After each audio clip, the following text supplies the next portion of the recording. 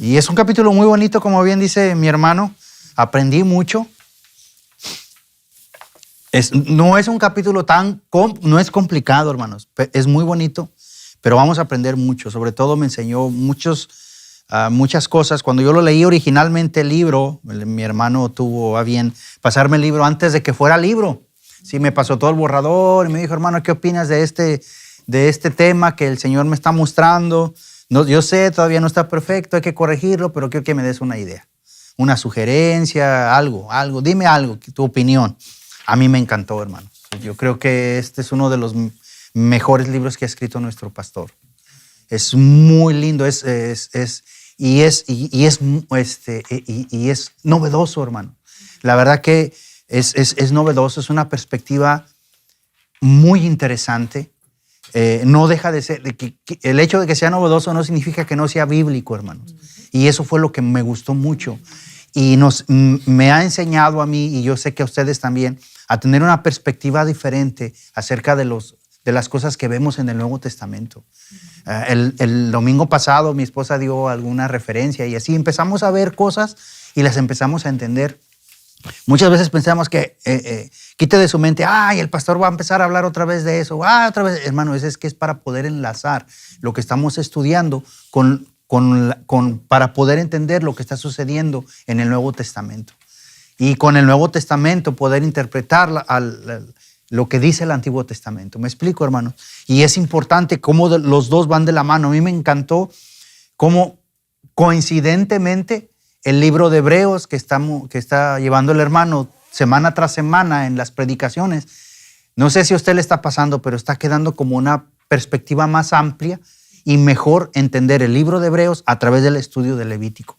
Es mucho, mucho más claro cuando lo vemos a la luz de Levítico.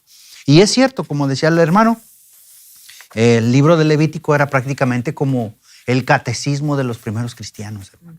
Y ellos, muchas de las cosas que entendían, no las entendían como nosotros las entendemos. La perspectiva era diferente porque el contexto cultural era diferente. Y el tema precisamente de hoy habla de eso. Mire, vamos a hablar de la sangre. Pero es la sangre que nos une. Es el capítulo el tema de este capítulo o el título de este capítulo. Y el subtítulo dice, sellados en la familia de Dios. Y viene el primer versículo ahí que es Lucas 24, 27, que dice, y comenzando desde Moisés, estas son prácticamente es una narración, ¿verdad? Dice, y comenzando desde Moisés y siguiendo por todos los profetas, les declaraba en todas las escrituras lo que de él decían. ¿A quién se refiere aquí este pasaje cuando dice, declaraban las escrituras lo que de él decían? ¿Quién es este él? Jesucristo mismo, ¿verdad? Mismo Jesús les decía ahí a su pueblo, porque él llegó a predicarle a su pueblo, hermano. Jesús no llegó a predicarle a los gentiles, ¿verdad? Él llegó por sus hermanos, llegó a su pueblo y les decía, no, pues le creen a Moisés, le creen a los profetas, pues créanme a mí también. Y aquí está un pasaje que también él les dice, mira, si le creen, entonces él empezó desde ahí. Sí. Él empieza a explicarles Moisés. Y Levítico es un libro que escribió ¿quién, hermanos? Moisés. Entonces, cuando las escrituras dice, y comenzando desde Moisés, no significa literalmente que les narró su biografía.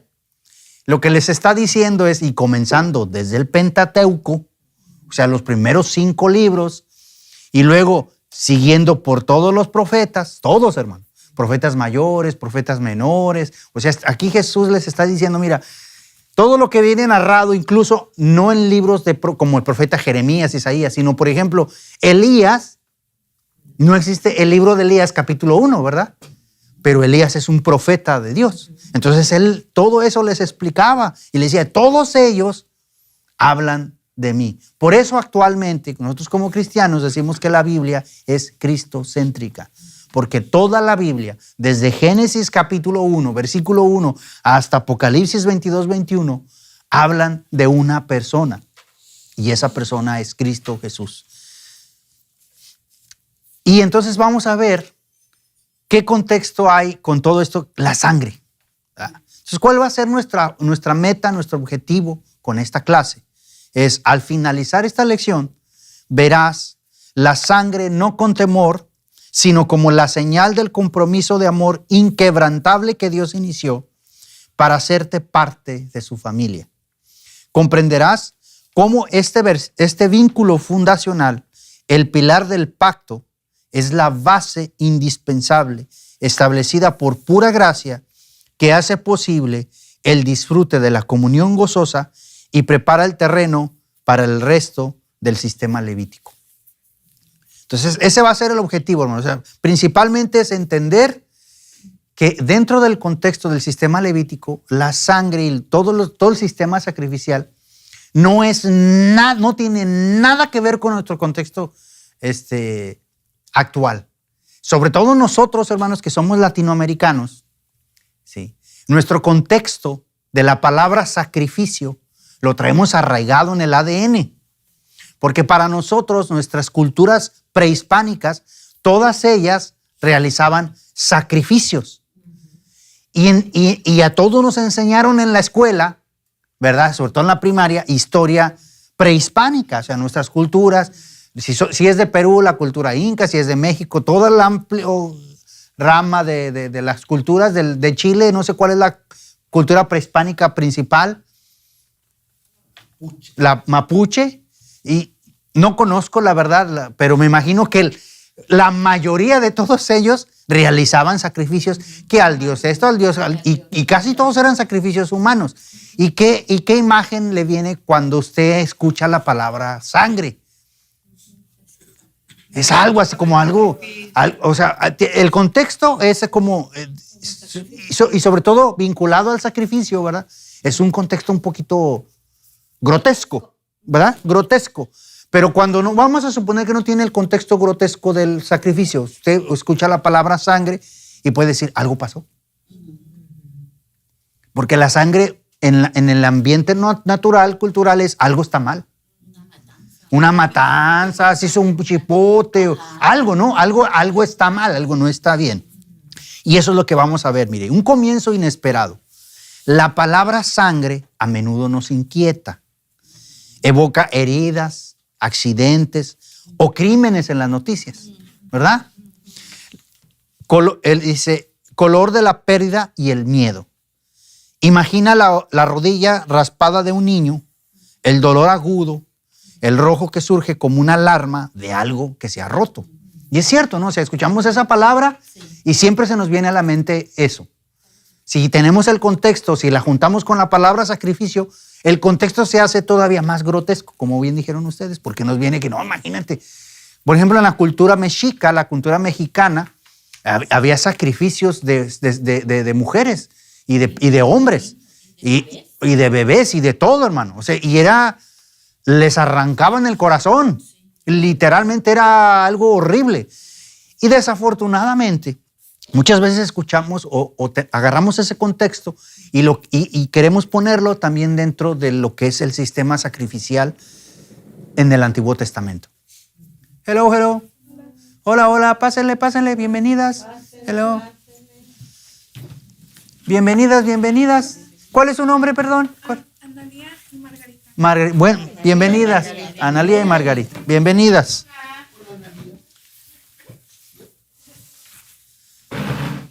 ¿Será que me puede hacer un poquito más para atrás para no darle la espalda a ella, Cris?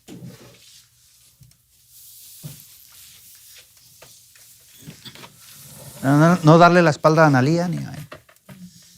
Aquí está bien, ¿no? Estamos estudiando este libro. Estamos en la página 22. Sí, apenas vamos comenzando ahí donde dice un comienzo inesperado. Entonces, les decía, cuando estamos relacionando esas dos palabras, ¿verdad? Obviamente nos viene el contexto sacrificio y pensamos en esos sacrificios humanos de nuestras culturas prehispánicas, sí, donde era una matanza sin más ni más. ¿Y cuál era la razón de nuestras culturas de hacer todos esos sacrificios animales y humanos? Pero sobre todo nuestras culturas eran sacrificios humanos. Y en la Biblia también menciona, o sea, las culturas paganas, regularmente las culturas paganas, los sacrificios que hacían eran ¿para qué, hermanos? Para apaciguar. Era para apaciguar la ira de los dioses, ¿verdad? ¿Se acuerdan que era para eso? Y entonces, desafortunadamente, tristemente, en cierto momento del cristianismo quisimos hacer lo mismo. Creíamos que los sacrificios que usted hace, cuando ahora lo lleva al contexto cristiano, es que el sacrificio que yo estoy haciendo, y usted lo ve muy claramente en las religiones, ¿verdad? Es que estoy haciendo un sacrificio para ganarme el favor de Dios. Se fija, es la misma gata, perdón por la expresión, pero no más que revolcada. Si es diferente el contexto, si usted no entiende lo que estoy tratando de decir, es que es lo mismo, no más que disfrazado. Es de alguna manera tratar de ganarme el favor de Dios. ¿Cómo le hago para que Dios se agrade de mí? Con un sacrificio. Pero aquí estamos hablando de la sangre. Y cuando escuchamos esa palabra, es una alarma. Si usted escucha un accidente, se cayó algo, ¡paz, paz, paz! Ayer precisamente pasó, Lunita es más rápida que la luz, nuestra nieta. Ayer oficialmente hizo su primera travesura en casa. Llegó, se paró en la mesita, jaló el mantelito de una mesita y ¡zas! Cayó todo con todo y florero y lo rompió. Entonces, oficialmente, y lo primero que piensas es, no se cortó. Sí, ¿verdad? No se cortó. No hay sangre. No hay sangre, todo está bien. O sea, ese es lo que tenemos en mente cuando escuchamos o tenemos en perspectiva la sangre, ¿verdad que sí? Ay, ¿qué le pasó? No, todo está bien, no hay sangre, todo está bien. Sí, se puede hacer un chipote la niña o el niño, no, está bien. Pero si hay sangre, te preocupas. Entonces, hay que hay miedo. De alguna manera nos provoca miedo. Dice, y aquí hay una narración. Vamos a leerla donde dice, mi esposa, ahí donde dice un comienzo inesperado, el segundo párrafo dice, mi esposa, narrando el autor de este libro, nada tiene que ver con la realidad. O sea, no sé cuál esposa, si la del autor o otra esposa, o sea, alguien. ¿Verdad? A lo mejor es mi esposa, mía propia de mí. Dice, mi esposa aún recuerda un episodio que capturó esa reacción visceral. A los 7 años, sus padres la llevaron al cine para ver una película sobre Moisés, pero llegaron tarde. Me imagino que fue a ver la de los 10 mandamientos. Esa película que dura como 4 horas, que de hecho cuando se, no sé si ustedes sepan, pero cuando se llevó a los cines, la película se cortó prácticamente en 2 secciones y cerraban los telones y volvieron a abrir los telones y todo eso. La película está basada, además de la Biblia, utiliza la historia de Josefo. Si usted no sabe quién es Josefo, Josefo fue un historiador de la época de Jesús. Entonces, todas esas narraciones que están agregadas a esa película son narraciones de Josefo. ¿Ok? Pero llegando a esto, dice que la llevaron sus padres al cine para ver una película sobre Moisés, pero llegaron tarde. Entonces yo por eso le digo, yo pienso que a lo mejor era mi esposa. Por eso pienso. Al entrar,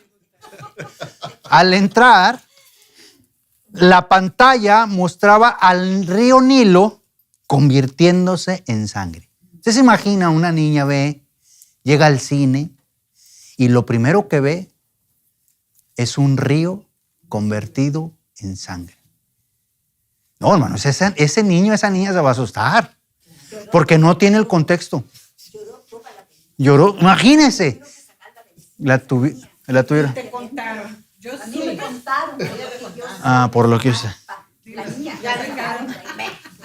Obviamente, como bien explica el autor, dice, sin contexto, no había contexto, para ella no era un milagro de liberación. Obvio que no, ¿verdad?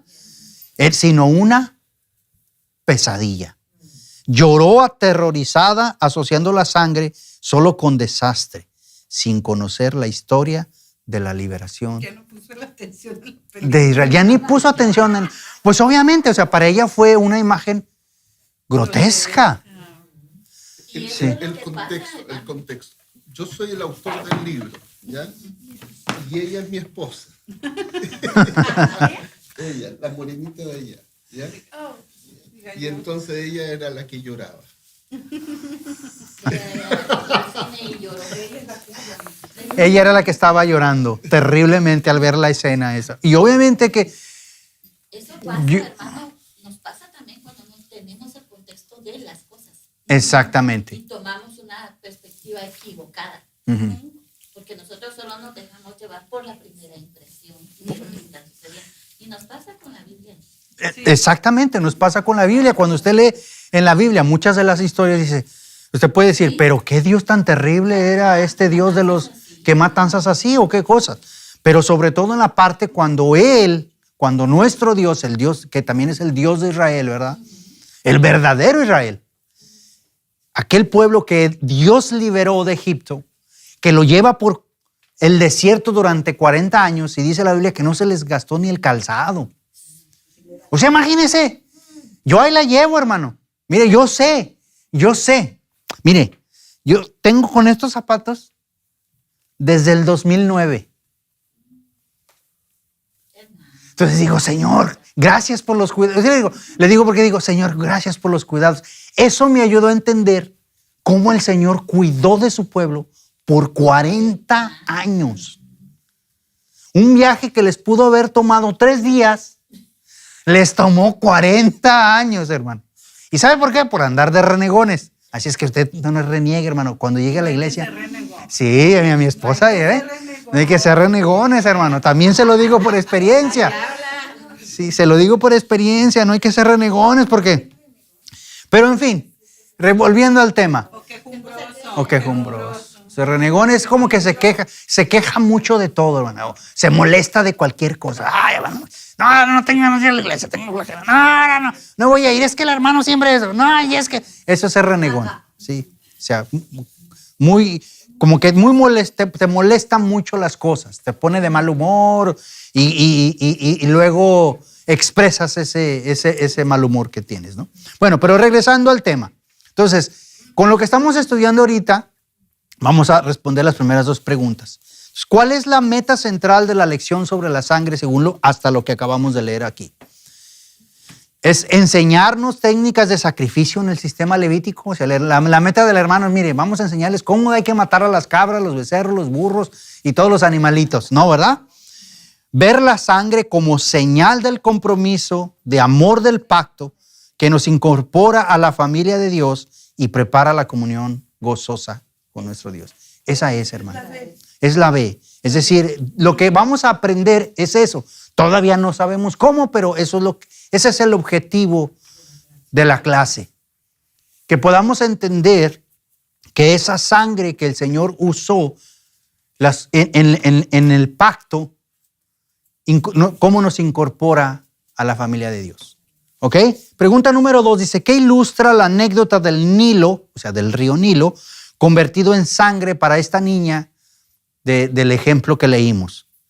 Que los prodigios bíblicos siempre producen alegría inmediata, que la sangre en la Biblia es meramente un recurso estético, que sin contexto redentor la sangre se percibe como desastre y miedo, no como señal de liberación y pacto. Muy bien, eso es, hermano. Entonces, hasta aquí vamos bien. Miren, quiero hacer un paréntesis aquí rápidamente. Hace algún tiempo, de hecho, yo le comenté al hermano, le enseñé mis notas. De hecho, se lo había comentado también cuando todavía Pastor Charlie era pastor de nuestra iglesia. Le dije, hermano, ¿qué es eso del sistema pactual dentro de la iglesia cristiana?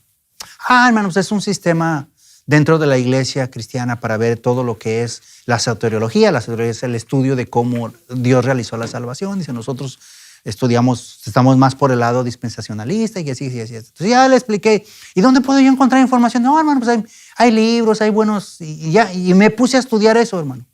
Es muy bonito. Y ahora que empiezo a leer esto, pues obviamente tiene ciertos tintes, sobre todo con las palabras, ¿verdad? Pactual, el pacto. Nosotros no somos pactuales. Aquí en nuestra iglesia nosotros no somos pactuales. Regularmente estamos más enfocados por el lado dispensacionalista, pero ese es otro tema. Pero quería hacerle saber que si de pronto usted llega a escuchar en alguna iglesia, en alguna prédica, no se vaya a asustar. Las doctrinas pactuales son muy bonitas. Simplemente que nosotros, en nuestra iglesia, nosotros no enseñamos las doctrinas, no somos pactuales. ¿Ok? Y hay diferentes tipos también de pactuales, porque hay iglesias bautistas que son pactuales, ¿ok? Pero no son pactuales del ámbito original. Ellos, por ejemplo, dentro de casi todas las iglesias que son pactuales, ellos bautizan a los niños. Sí, así como la iglesia católica. Y hay una razón. Si usted estudia la doctrina pactual, usted se va a dar cuenta que es lógico porque lo hacen. Ahora, las iglesias bautistas que son pactuales, ellos no bautizan a los niños chiquitos. Ellos desarrollaron su teología pactual y cuando llegan a ese punto dicen, no, aquí ya no concuerdan. Nosotros defendemos esta postura por esto. Le hago saber, por si en alguna ocasión usted llega a escuchar eso, no se asuste y no juzgue a nuestros hermanos. Es importante, no los juzgue. Es importante conocer lo que ellos enseñan. ¿Sí? Y es bíblico, lo que ellos enseñan es bíblico, hermano. Cuando usted lo puede ver, es bíblico. Si lo lleva a través, mire, cuando yo lo estudié, yo hice mis apuntes, hice dibujitos y todo, y dije, wow, tiene mucho sentido lo que enseñan. Tiene mucho sentido. Es muy bonita, la verdad. Es un buen estudio si de pronto a usted le interesa. Pero regresamos otra vez a nuestro libro. Dice, ¿no nos pasa algo similar? Instintivamente vemos la sangre como símbolo de muerte, cierto. Sin embargo, la Biblia presenta una verdad sorprendente y casi escandalosa. La sangre no es primordialmente un emblema de castigo o ruptura, sino de vida compartida y alianza. Cuando Dios, y aquí es donde viene, por eso le mencionaba todo esto del pacto, hermano, porque aquí es donde comienza el sistema pactual. Cuando Dios pactó con Abraham, pasó entre animales divididos, como señal de compromiso irrevocable. Esto usted lo encuentra en el libro de Génesis, capítulo 15, versículos 9, 10 y 17. Si usted tiene la idea, cuando Dios pacta con Abraham, ¿sí? No sé si usted conoce la historia, ¿sí? Y en la cultura hebrea, hermanos, cuando se hacían contratos, un pacto es un contrato. Y los contratos en el Antiguo Testamento, prácticamente lo voy a decir así, se firmaban con sangre. No significaba que usted se cortaba las venas y no tiene nada que ver con eso, hermano. Por eso les digo que la sangre aquí tiene otro significado completamente diferente. Lo que se hacía, ¿sí?, es que se tomaba un animal, se sacrificaba el animal, o sea, se mataba el animal, ¿sí?, y luego las dos partes involucradas en el contrato, en la firma, es decir, deal, como cuando aquí usted compra un coche y dice deal, y tomas las manos, se saludan y en señal de que estamos de acuerdo y esto es un deal. Es algo así.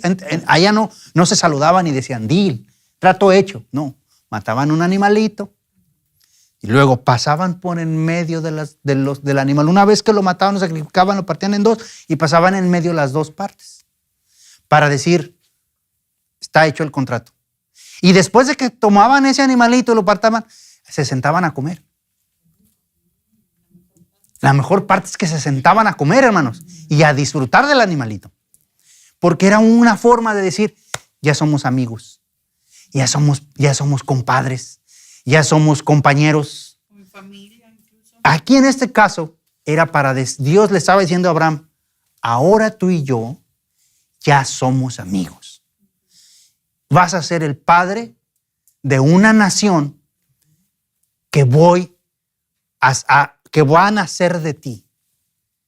¡Wow! ¡Qué increíble!, ¿no? Imagínense qué bonito que Dios mismo te diga eso, sobre todo en la situación. Acuérdense que Abraham no era un jovencito, era un hombre de 100 años. Bueno, en este caso que tenía menos edad, 90. Pero a los 100 tuvo su primer hijo. Qué increíble, ¿no? Y que Dios te diga, vas a ser padre de multitudes. Que vas a tener hijos como las estrellas, como la arena del mar. Cuando no tenía ni uno. De hecho, no tenía ni posibilidades de ser padre. La esposa ya también no. Su esposa ya era una anciana. Las ancianas ya no pueden tener hijos. Por naturaleza ya no. Entonces imagínense qué bonito, Dios hace un pacto. Y por eso le digo que me gusta en esa parte, es muy lindo el sistema pactual. Porque explica muy bien esta parte. Dios aquí no le dice, pero tienes que hacer esto y tienes que hacer lo otro. No, es un pacto que Dios hace con Abraham, incondicional. Él le promete algo a Abraham. Y no le dice, tienes que hacer esto, y tienes que hacer aquello, y tienes que hacer lo otro. No, es incondicional. Dios le promete que va a ser padre de naciones. Y hay otro ejemplo que nos menciona el autor. Jacob y Labán sellaron su reconciliación con un sacrificio de paz y una comida compartida. Génesis 31, 54. Es una historia también muy bonita, hermanos, la historia de Jacob y Labán.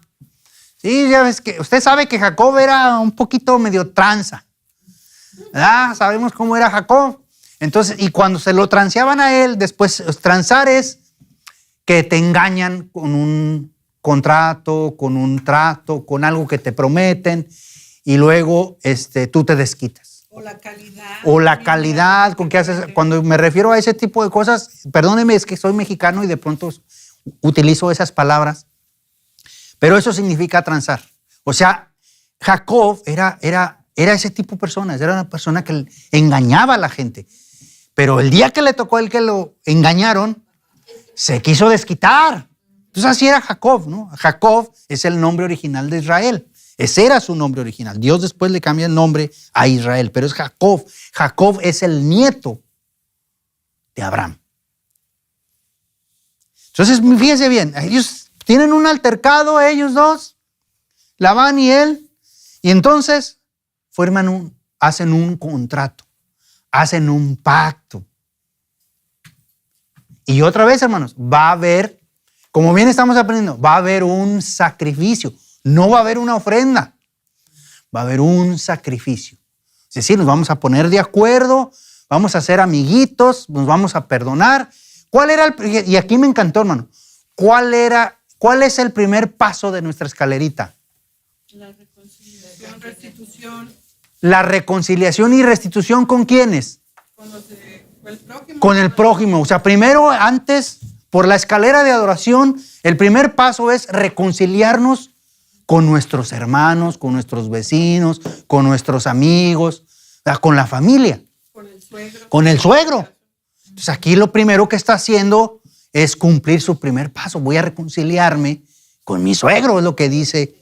Sí, se va a reconciliar. ¿Y qué hacen? Hacen eso, hacen un pacto, hacen un sacrificio, sacrifican un animalito, y luego ya que lo sacrifican, dicen, ya somos compadres otra vez. Sí, suegro, sí, yerno, ya tú sabes, eres mi yerno favorito y todo.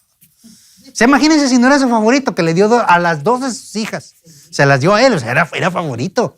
Ahora no se usa eso, hermano. No se le vaya a ocurrir a usted dar dos de sus hijas a uno mismo, lo meten a la cárcel. Eso ya no se usa. Lo que le quiero decir esto es precisamente que aquí vemos lo que hemos estado aprendiendo. Hacen un sacrificio, firman con sangre, que es prácticamente como el testigo, ¿verdad? Se pasa a medio de los animalitos y luego se sientan a comer, a disfrutar de ese contrato, de esa reconciliación. ¿Sí? Eso es lo que hacen. En el Sinaí, en el monte Sinaí, la sangre rociada unió a Dios con Israel antes de que los ancianos vieran a Dios y comieran y bebieran. En estos relatos, la sangre no divide, sino que une. Es el medio divino para declarar, ahora somos familia. Y quiero leer este relato. Creo que si tienen sus Biblias a su mano, digital, en papel, como usted la tenga, de pergamino, si tiene usted los papiros originales, también se vale, hermano. Más ábralos con mucho cuidado, porque si no se le van a desbaratar. Pero abra su Biblia, hermano, porque hermanos, y lo hemos aprendido. ¿Qué es lo que encontramos en Éxodo capítulo 24? ¿Qué hay ahí en Éxodo capítulo 24? El pacto. Que eso lo aprendimos en las clases anteriores, ¿se acuerda? Y que también en estas clases, ¿qué significa? ¿Qué paso o cuál llave es esta? ¿Cuál? Es la primera llave. De nuestro sistema, como estamos aprendiéndolo, es la primera llave al sistema de adoración. Dios primero tiene que hacer un pacto. Vamos a buscar esa cita. Sí, Éxodo 24, versículo 8 al 11, y si alguien lo puede leer, por favor. Entonces Moisés tomó la sangre de los tazones y la salpicó sobre el pueblo, mientras declaraba: esta sangre confirma el pacto que el Señor ha hecho con ustedes al darles estas instrucciones. Después Moisés, Aarón, Nadab y Abiú y los 70 ancianos de Israel subieron al monte. Allí vieron al Dios de Israel. Debajo de sus pies parecía haber una superficie de la Piscazulí, de color azul brillante, tan clara como el mismo cielo. Aunque estos nobles de Israel pudieron contemplar a Dios, Él no lo destruyó. De hecho, compartieron una comida para celebrar el pacto, en la cual comieron, bebieron en su presencia. ¿Se fija qué lindo, hermano? O sea, para nosotros y para todos los otros pueblos, el sacrificio era para calmar la ira de Dios. Aquí no. Aquí Dios no está enojado. ¿O sí? ¿Qué está haciendo Dios? Un pacto, ¿verdad? Ya, entendemos, pero ¿qué es lo que quería hacer Dios? Teniendo comunión Está teniendo comunión con su pueblo, con su familia. con su familia. Y llama primero a Moisés y nombra varios personajes. ¿Puede repetir esos personajes? Aarón, Nadab y Abiú. Aarón. ¿Quién era Aarón, hermano? El hermano de Moisés. ¿Y qué más así? ¿Y qué más iba a hacer Aarón? Como ya tenemos el contexto de la parte futura, ¿verdad? ¿Qué iba a hacer Aarón? Iba a ser el primer sumo sacerdote, ¿verdad? Y luego, ¿quién más? ¿Quién más están ahí? Nadab y Abiú. O sea, prácticamente ahí tenía, hermano, ahí tenía los diáconos, hermano. Llévelo a la estructura eclesial moderna, ¿no? Entonces, ahí tiene usted ya prácticamente, ¿sí? Si lo ve desde ese punto de vista, Moisés, ¿sí? Era prácticamente era como el mediador, ¿sí? Entre Dios y el pueblo. Porque Moisés recibía todas las instrucciones, todas. Y entonces le dice Dios, no, mira, voy a hacer un pacto primero contigo. Un pacto con mi pueblo. Y llama a los líderes. Llamó a 70 ancianos. O sea, llama a los líderes para darle instrucciones a sus líderes. Hacen su pacto, matan el animalito y después les dice, ahora sí. Moisés rocía de la sangre sobre todo el pueblo. Para que tenga una imagen, hermano, no era así, pero para que tenga una imagen, si usted tiene un contexto católico, apostólico, romano, como cuando va y le avientan así el agua bendita, más o menos algo así, pero con sangre. Usted se imagina que de pronto llegue usted y de pronto estuviera y de sería así como un poquito desagradable, ¿verdad, hermanos? Para el pueblo de Israel, no. Porque simbolizaba una amistad, una reconciliación con mis hermanos, con todo y con el Señor. Porque después de eso se aventaron una fiestononona. Ya sabe usted por qué los cristianos nos gozamos, hermano. ¿Y por qué festejamos la Santa Cena? Porque es un festejo, hermanos, es un festín. ¿Cuál era la razón? Tener esa comunidad con Dios. Pero fíjese, dice que vieron a Dios. A ver, espéreme. Pero en el contexto de ese momento, incluso en el contexto actual, ver a Dios es morir. ¿Correcto? ¿Cómo es que vieron a Dios y no se murieron? ¿Por qué? Porque se habían presentado como verdaderos adoradores. Estaban en una comunión perfecta con Dios. Y se sentaron a comer.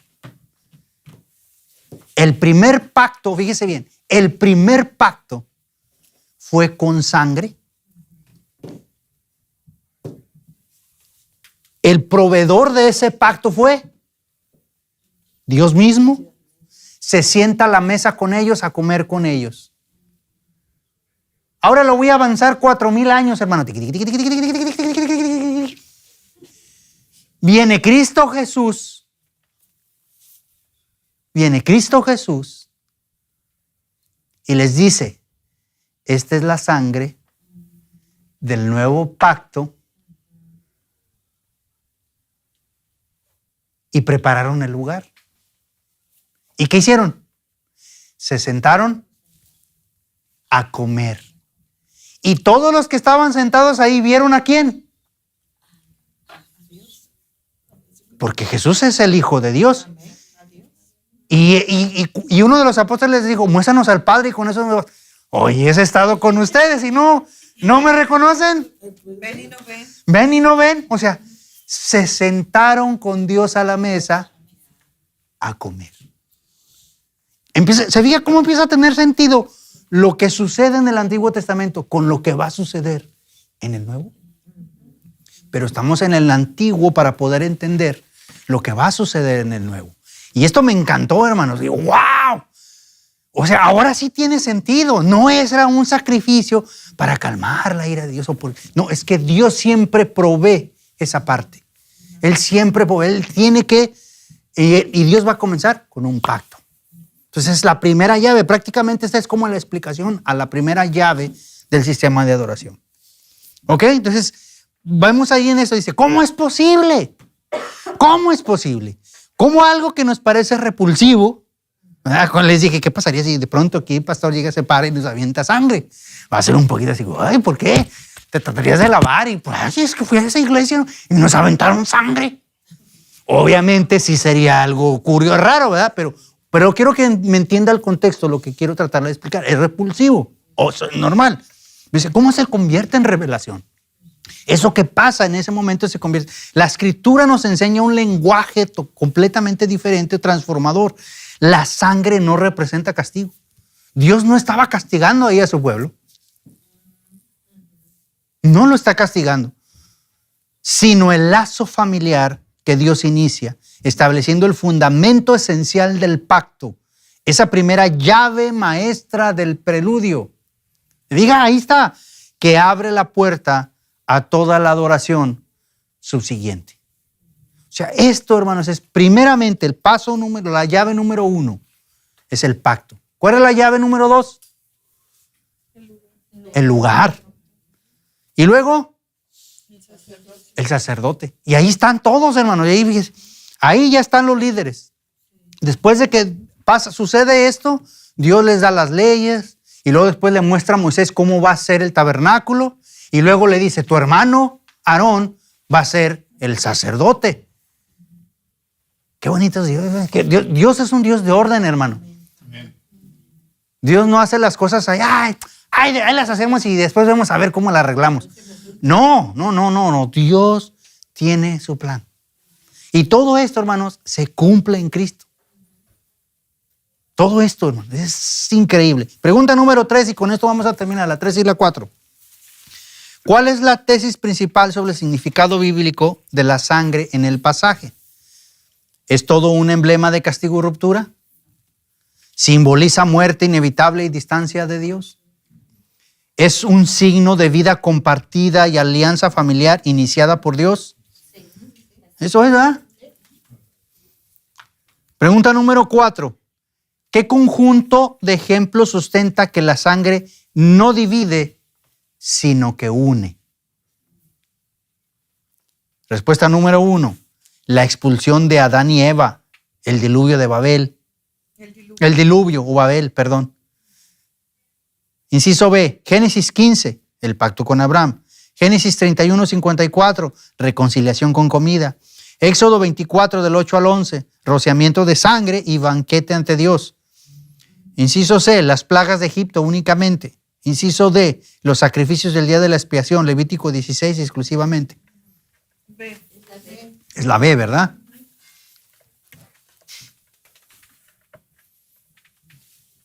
Qué interesante, hermano. Y apenas vamos empezando, hermano. Esto se va a poner cada vez más lindo. Cada vez más lindo.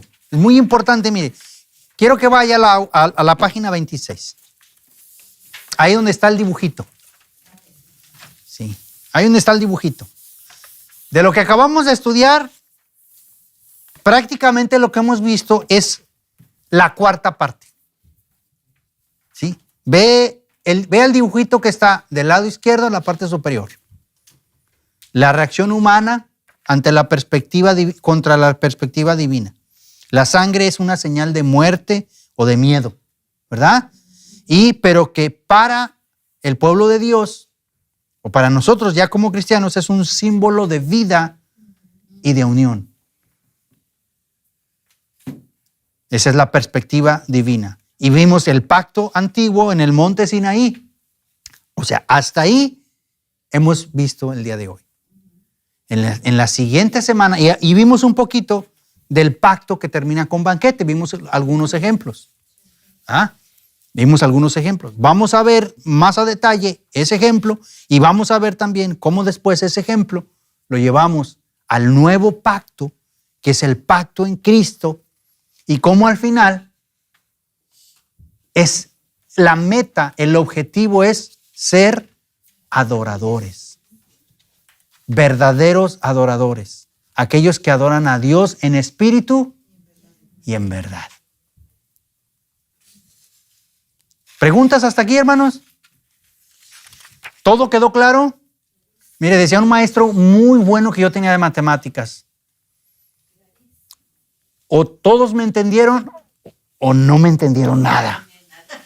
Todo está entendido hasta el día del examen. Hasta el día del examen.